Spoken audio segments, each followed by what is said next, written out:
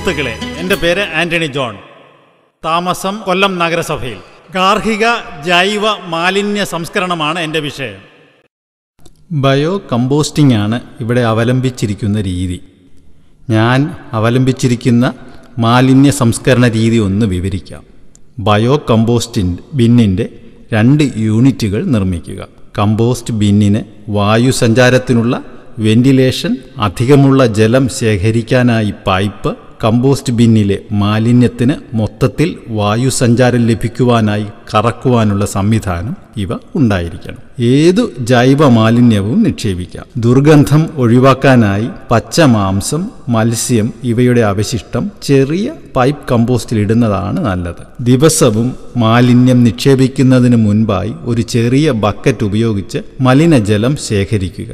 ഇത് കുറച്ചുകൂടി പച്ചവെള്ളം ചേർത്ത് നേർപ്പിച്ച് ചെടികൾക്കൊഴിക്കാം. നല്ല ജൈവവളമാണ്. ഇനി കാര്യത്തിലേക്ക് കടക്കാം.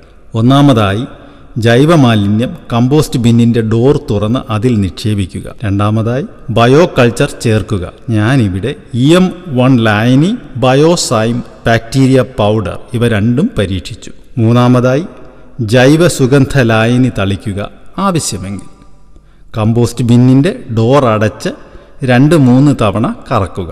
1 മാസം കഴിഞ്ഞ് ആദ്യ യൂണിറ്റ് മാറ്റിയതിന് ശേഷം രണ്ടാമത്തെ യൂണിറ്റ് വയ്ക്കുക.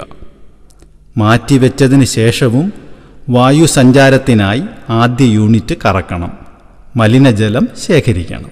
20 ദിവസത്തിന് ശേഷം, അതായത് 50-ാം ദിവസം, അതിനുള്ളിലെ ജൈവവളം എടുത്ത് ചെടികൾക്കിടാം. ഈ വളം NPK, മണ്ണിര ഇവയാൽ സമ്പുഷ്ടമായിരിക്കും. നന്ദി, നമസ്കാരം.